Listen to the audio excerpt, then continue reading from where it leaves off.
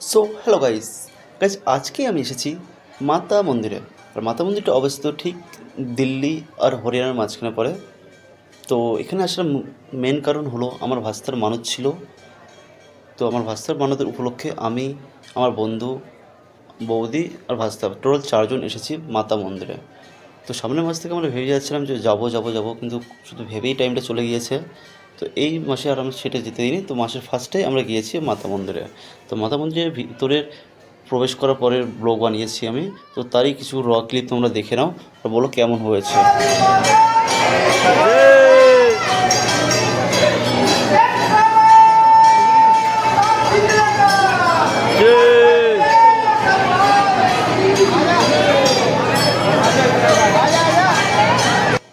তোমরা সবাই clip already দেখে নিলে, আবার দেখার পরে বুঝতে পারলে যে ভিতরে কতটা বেশি ভিড়।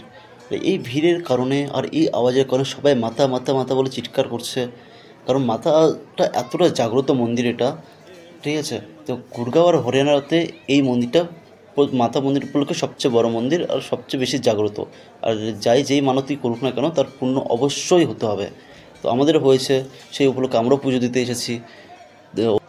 আর এইখানে যে পুরোহিতটা তোমরা দেখতে পাচ্ছ, এই পুরোহিতের কাছে অলরেডি আমাদের পুজো করা হয়ে গেছে। হয়ে যাওয়ার পর আমরা কিছুক্ষণ অপেক্ষা করছিলাম, তো তারই ফাঁকে আমার এই ভিডিওটা বানানো। তো এখানকার একবার লোকজন আপনারা দেখলেন কতটা বেশি ভিড়, কতটা একদম পুরো মন আপনাদের জুড়িয়ে যাবে। মন প্রাণ যাকে বলে জুড়োনো, একদম পুরো জুড়ে একদম শীতল হয়ে যাবে মাতার কাছে এলে।